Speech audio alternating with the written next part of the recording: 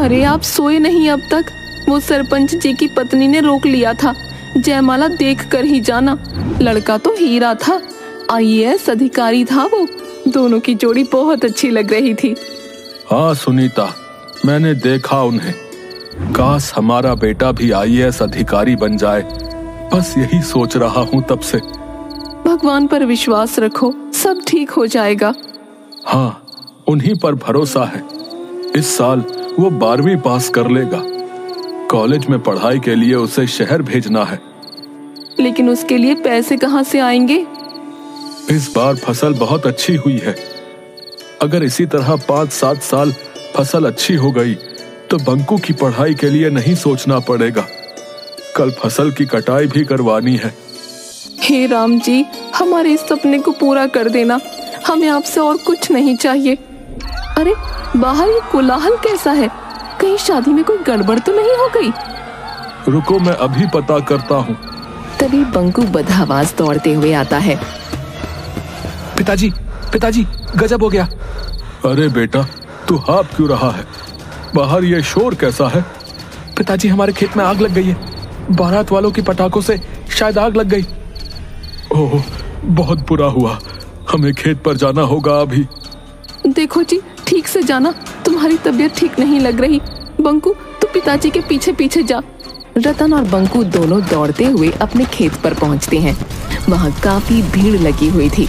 कोई धूल मिट्टी से तो कोई पानी फेंककर खेत में लगी आग को बुझा रहा था। हटो हटो, मुझे आगे जाने दो। हे भगवान, ये क्या हो गया? मैं तो पूरी तरह बर्बाद हो गया। रतन, आगे मत जाओ। आग भयानक रूप ले चुकी है। भगवान पर भरोसा रखो, वो सब ठीक कर देंगे।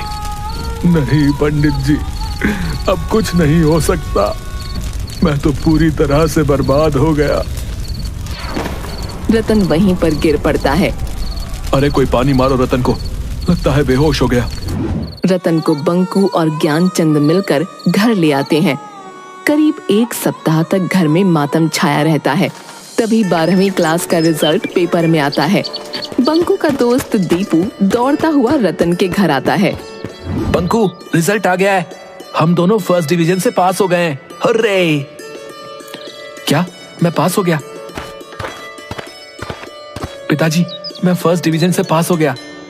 शाबाश बेटा, तुमसे मुझे यही उम्मीद थी। चाहे कितना भी कर्ज लेना पड़े, मैं तुम्हें आगे की पढ़ाई के लिए शहर भेजूंगा। माँ, मैं पास हो गया। माँ, जुग जुग जियो बेटा। भगवान सदा इसी तरह तुम पर कृपा बनाए रखें। रात में सोते वक्त बंकू की आगे की पढ़ाई के बारे में क्या सोचा है आपने? हमारे पास तो खाने के लिए भी पैसे नहीं हैं। फिर उसका शहर में पढ़ाई का खर्च कहाँ से आएगा? अपना खेत गिरवी रख देंगे। क्या? अगर खेत गिरवी रख दोगे तो खेती कहाँ करोगे? पैसे कैसे चुकाओगे और हम खाएंगे क्या? शहर जाकर मजदूरी करेंगे। दूसरे दिन रतन सेठ करोड़ी मल के पास जाता है।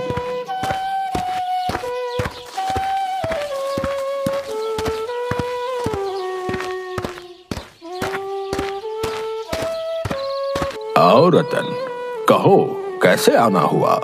सुना है बेटा फर्स्ट डिवीजन से पास किया है। हाँ सेठ जी, सब आप लोगों की कृपा है। मेरा बेटा सेठी का भी कुछ नंबरों से फर्स्ट डिवीजन छूट गया। उसे शहर के टॉप कोचिंग इंस्टीट्यूट में एडमिशन करवाऊंगा। खैर छोड़ो, और बताओ कैसे आना हुआ?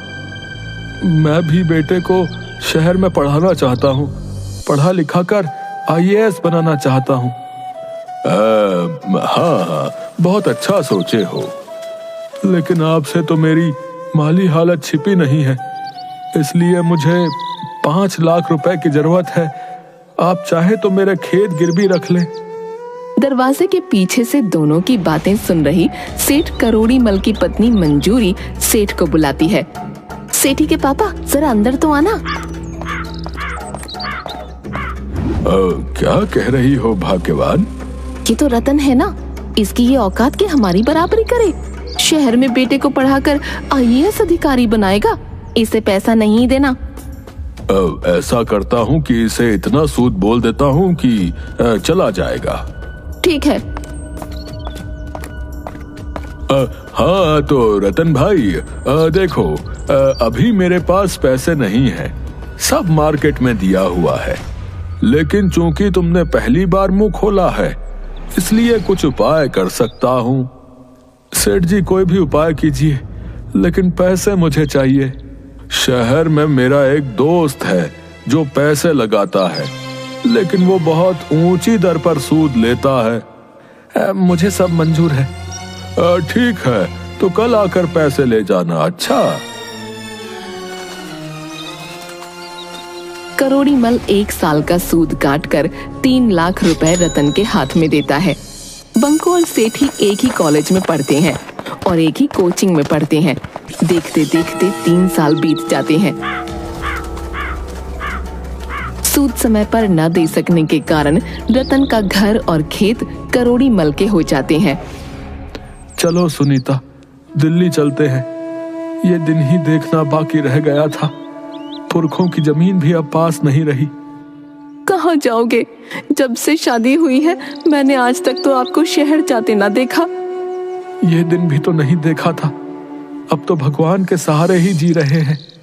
करीब 8 घंटे रेलगाड़ी चलने के बाद दिल्ली पहुंचती है। वहां से वो पैदल ही काम ढूंढने निकल पड़ते हैं। रुक जाओ, अब नहीं चला जाता, दम फूल रहा है मेरा। अरे, तुम्हारे पैर कितने फूल गए हैं और उनसे खून भी निकल रहा है। रतन सरकारी अस्पताल में सुनीता को भर्ती करवाता है। जो पैसे थे सब दवाई में खर्च हो जाते हैं। वो एक झुग्गी चाल के मालिक लाला सेठ से मिलता है। लाला सेठ जी, खैराती अस्पताल में आपका बहुत नाम सुना है। मैं रतन हूँ, आज ही अपनी पत्नी के साथ गांव से आया हूँ। न पैसे हैं न रहने का ठिकाना, कृपया मदद करें। देखो रतन, मेरे पास कुछ रिक्शा है, तुम चाल में रह सकते हो, रिक्शा चलाकर गुजारा कर सकते हो, लेकिन किराया टाइम पर लूंगा, याद रखना। कुछ दिन बाद ज्ञानचंद दिल्ली आता है। रतन, मैं सिर्फ ये बताने आया हूँ कि बंकू ग्रेजुएशन की परीक्षा में पूरी यूनिवर्सिटी में टॉप आया है। ये देखो, पेपर में उसकी फोटो छपी है। वाह, अब IAS की परीक्षा निकाल ले बस। जरूर निकालेगा। मैं दीपू से मिलने जा रहा हूँ, सोचा तुम्हें भी लेते चलूं। इधर सेठी को चाय दुकान पर एक धूर्त पंडित चूरन दास मिल जाते हैं। चूरन दास चाय वाले से सेठी का पूरा डिटेल जान लेता है।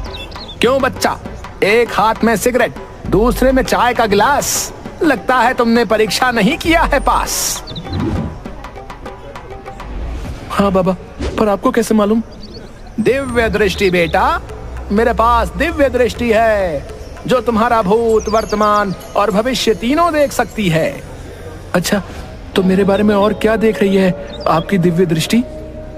मैं तो ये भी देख रहा हूँ कि तुम्हारे ही गांव का एक लड़का यूनिवर्सिटी में किया है टॉप और तुम हो गए हो स्टॉप। तुम्हें सता रहा है बाप का डर, जी कर रहा है कि जाए मर। बाबा, आप तो अंतर्यामी हो, मुझे बचा लो। मैंने पापा का लाखों रुपया फूंक दिया है। आप मुझे बचा लो, आप मुझे पापा से बचा लो। आप जितना कहोगे उतने रुपए दूंगा। ठीक है, लेकिन इसके लिए तुम्हें अपने घर परिवार के बारे में हर छोटी बड़ी चीज मुझे बतानी होगी। ठीक है, मैं A to Z बताऊंगा, लेकिन मुझे पापा की डांट से बचा लो बस। ठीक है, तो मैं भी वादा करता हूँ कि तुम्हें डांट तो दूर, तुम्हारी आरती उतारी जाएगी।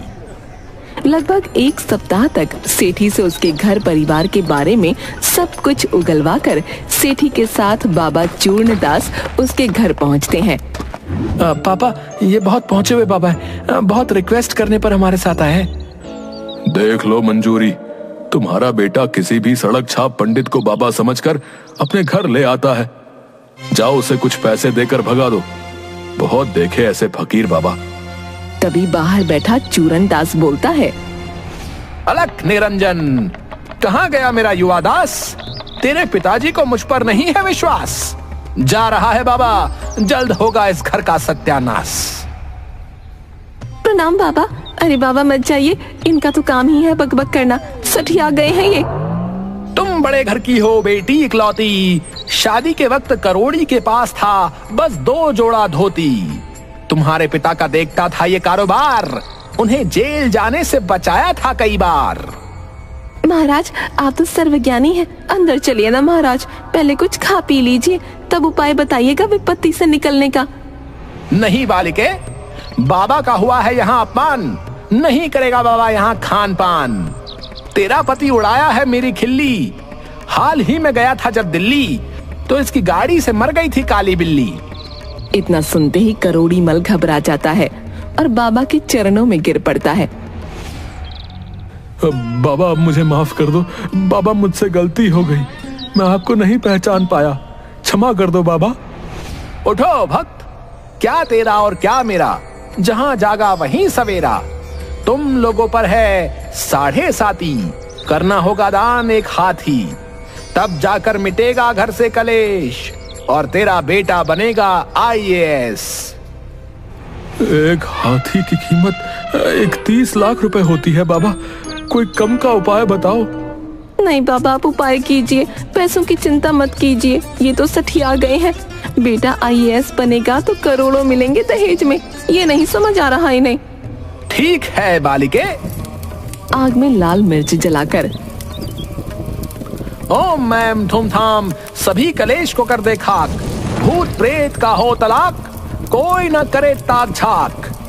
कटा आलू निकला 4 फांक, घर के चारों कोनों में रख दो, लाल कपड़ों में इसको झांक। चूरनदास 31 लाख रुपए लेकर चंपत हो जाता है। 1 साल बीत जाता है। सेठ को व्यापार में 2 करोड़ का नुकसान हो जाता है।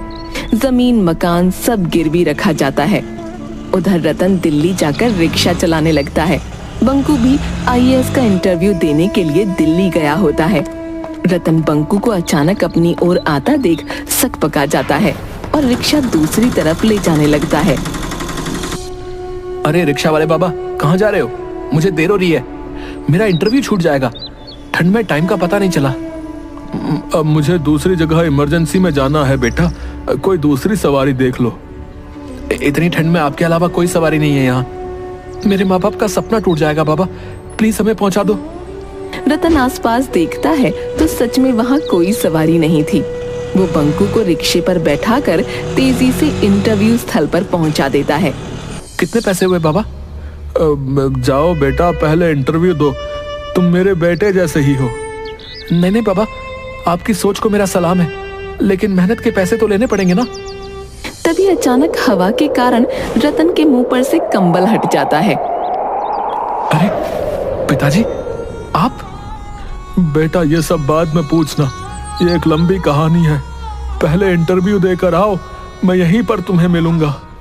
इंटरव्यू के बाद बंकू पिताजी के साथ एक झुग्गी झोपड़ी में पहुंचता है। धिक्कार है मुझ पर, मैं आपके खून पसीने की कमाई से ऐश के साथ पढ़ रहा था, अब मैं भी यहीं पर रहूंगा। माँ का है? वो कचरा चुनने गई होगी, आती ही होगी बेटा। थोड़ी देर में सुनीता एक बोरे में रद्दी कूड़े कचरे लिए पहुंचती है। माँ को फटे हाल में देख बंकू रोने लगता है। तू क्यों रोता है मेरे लाल, मत रो। मेरे चलते तुम लोगों का ये क्या हाल हो गया है? पिताजी कल से मैं रिक्शा चलाऊंगा, वैसे भी रिजल्ट 1 महीने बाद आएगा। बंकू का अगले महीने रिजल्ट आता है। बंकू रिक्शा साइड पर न्यूज़पेपर खरीदता है।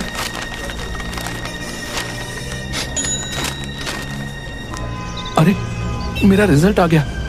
पिताजी के पास पहुंचकर, पिताजी मेरा सिलेक्शन हो गया। माँ अब तुम्हें कचरा चुनने की कोई जरूरत नहीं। वाह मेरे बेटे वाह, भगवान ऐसा बेटा सबको दे जो माँ बाप का सपना पूरा कर दे।